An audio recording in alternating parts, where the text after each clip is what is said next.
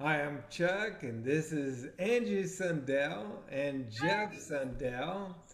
They're driving up to Pittsburgh, that area, and we're going to continue our series on the priesthood of the believer. So, we've been talking about the priesthood and how that is so important to us.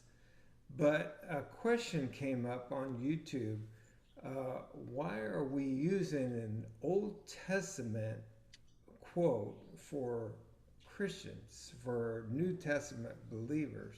And so we are kind of diving into the Old Testament and seeing how that refers to us.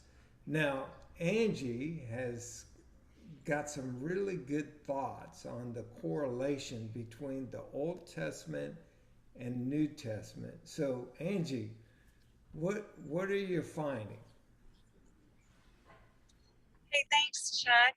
Um, well, the biggest thing is you have to go back to God's covenant with man. And it all started back in Genesis 1. God has not changed his plan.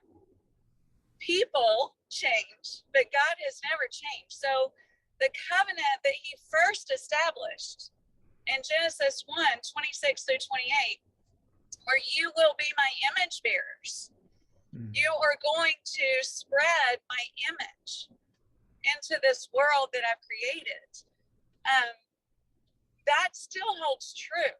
So from Genesis to Revelation, we are still his image bearers. His covenant with us has never changed with that as far as the goal of that covenant. Um, and so even in Exodus um, 19, looking at verses 4 through 6, where he was talking to Moses, and he told Moses, go tell the Israelites um, that if you follow me, keep my commands, then you will be my treasure possession. You will be a holy nation. Um, and what's interesting here is God was establishing something totally new in the world. So this was, a time where in order to have dominance, in order to have authority, you amassed land and peoples. You overtook things. It was military, strategic. Um, you overran other countries and absorbed them. And you look at all the empires. The Assyrian Empire, the Medo-Persian Empire, the Babylonian, all these. That's what you did. But God, in his establishment of Israel as a holy nation, as a kingdom of priests, he was not establishing a kingdom of warriors. He was not establishing a kingdom of farmers, a kingdom of craftsmen, a kingdom of iron workers. He was establishing a kingdom of priests. And I think that that's really important to understand the difference, especially in that economy and that world at that time. They were to be priests, not warriors, not taking over by military excursions, but they were actually going to dominate through being image bearers. They were going to show God's dominance, show God's glory over this land by connecting the people in their land that were passing through their land to a holy God. That was how they were going to continue that covenant as image bearers. That's what priest means, is connecting God to the people, being that mediator. Because where he placed Israel was along three major trade routes during that time. You had the coastal route that went from Anatolia down to Egypt. You had the ridge route, which went through actual Jerusalem and on up into the Assyrian area.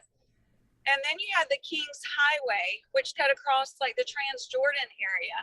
But all these connected that whole northern area and the Fertile Crescent with Egypt, which was a major power play in that time. So Israel, God chose this area. It was not happenstance. God had a plan this whole time.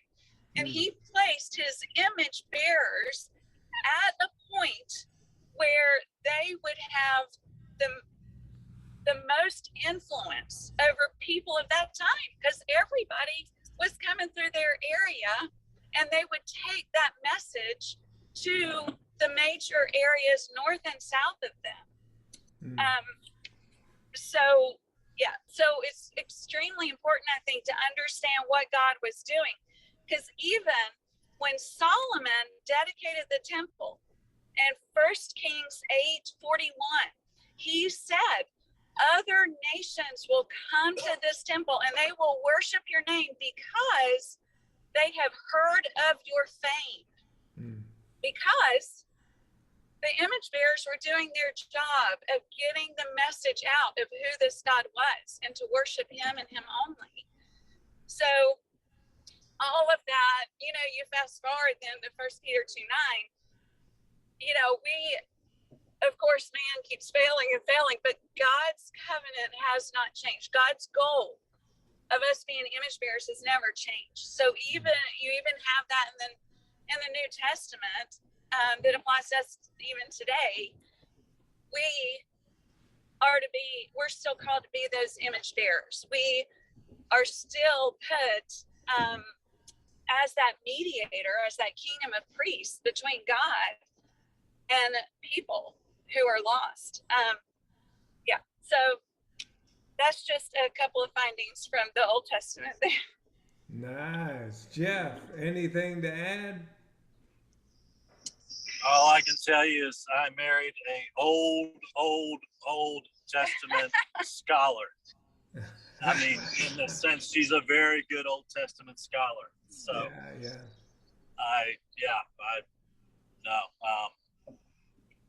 Yeah, and that's super informative.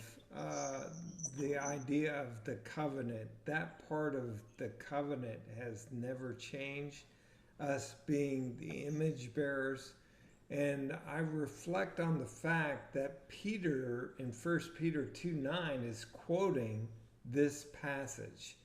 And so he feels the freedom to take on this identity, not for himself, but for all of Christianity, that we are now the kingdom priests.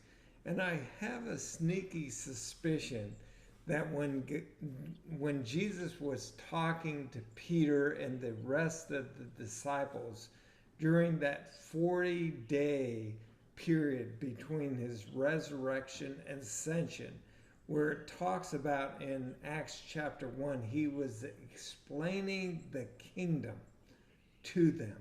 I have a sneaky suspicion that the priesthood was included in that explanation. And so I think for the question, how can we take Israel's covenant promise identity for ourselves? Made it really clear the covenant, that part of the covenant has never changed. And Peter feels the freedom as an apostle with a capital A to take on that identity for himself and for us. Any last words, Angie? I would just say that identity is so important. I mean, I agree with you. I think Jesus taught a lot on that in those 40 days because he knew how important identity is. Who are you? Who are you representing? Chuck, one thing that just thinking about the context of 1st and 2nd Peter, he's writing the diaspora, basically the children of Israel who are on the run. And, just that peace is, as God really, starting in Acts chapter 4, prepared the church by giving and selling everything they had so they could be on the run. And so when persecution comes, there's different, sometimes you run, sometimes you're in prison, sometimes you're beaten, sometimes you suffer.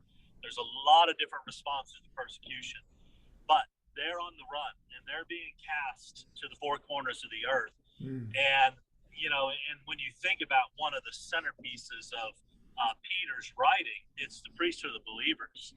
And you go, and even if we were to reflect on Paul, and Paul's out to these places sharing the gospel, of course, the first place he goes is to the children of Israel. But just thinking how important that identity was as they went out, that, hey, this is what we were doing, and we missed it. Exodus chapter 20, of where we rejected the priesthood.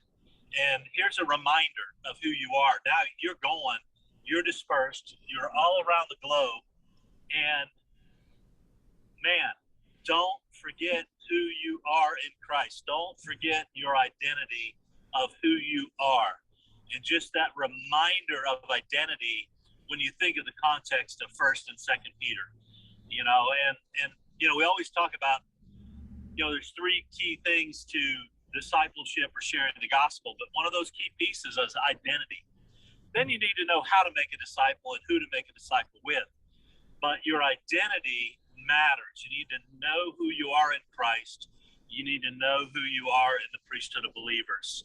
That is paramount in disciple making. Great. So next time we're going to talk about how we have intentionally or inadvertently stripped away that identity in modern Christianity and what the effects are on the growth of the kingdom. And so we're going to talk about the dark side next time, and then we're not going to leave you hanging in the dark. We're going to shed a little light on what is the solution to reappropriating our identity. All right, it's been great being with you. We love you. God bless you. And until next time, keep following Jesus.